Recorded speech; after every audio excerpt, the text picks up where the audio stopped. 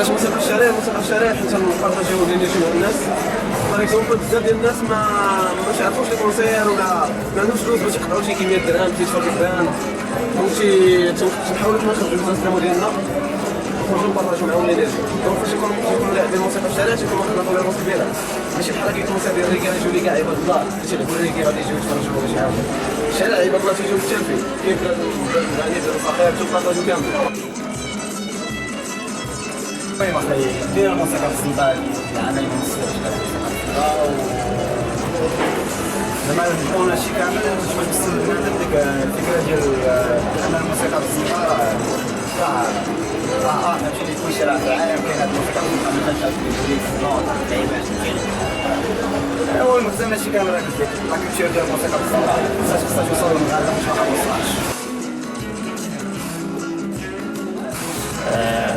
أنا ندير الموسيقى بالخام مع الدراري مرة وحيت واحد البليزير زوين اللي تبارطاجي مع الدراري ومع دوك الناس اللي تيجيو حتى هما تحاول تنشر لهم واحد الثقافة شوية بعيدة على هاد البلاد هادي. كنلعب ميوزيسيان دو رو، كنلعب موسيقى بالزنقة. وعلاش اختاريت هاد الموسيقى بالزنقة؟ كتعجبني لأن كنتشوف مع الناس بزاف وكاين لو كونتاكت هيومان، كاين لا شالور هيومان. الناس كيلعبوا الموسيقى بالزنقة لأن المدرسة ديال الزنقة راه ماشي هي الكونسيرفاتوار اللي غتعلم كلاسيك ولا غتعلم شي حاجة محدودة. الزنقة فيها لا ميلتي كولتوراليتي.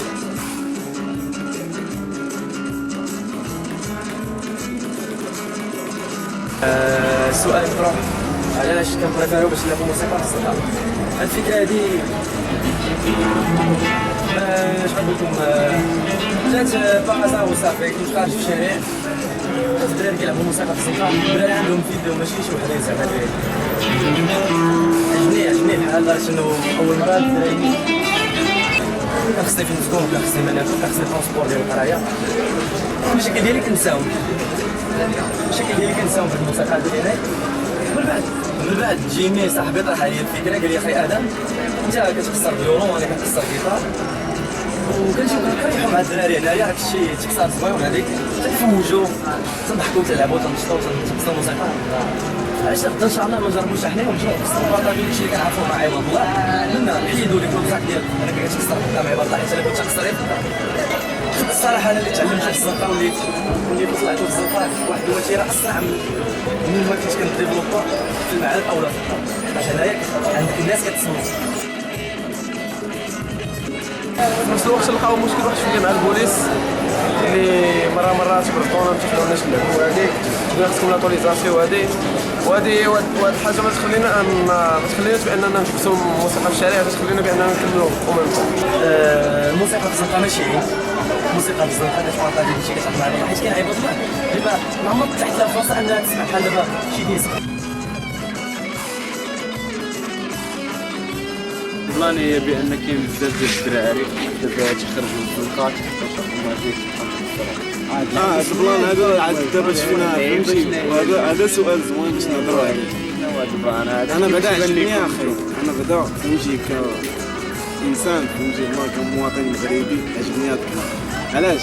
حيت بنادم ما طالعاش اخي اللهم فهمتي يشقى على راسو زعما هو كيعرف يدير واحد الحاجه والمغرب ما كيعطيه حتى شي حاجه على داك البلان زعما داك البورفوار اللي عنده ما عندش واحد اخر. المغرب ما كيخلصوش هو اختار واحد الطريقه اللي غادي يخلصوا بها اللي يسهل عليه في النهار هذا الخروج منه وتبارك الله عليه.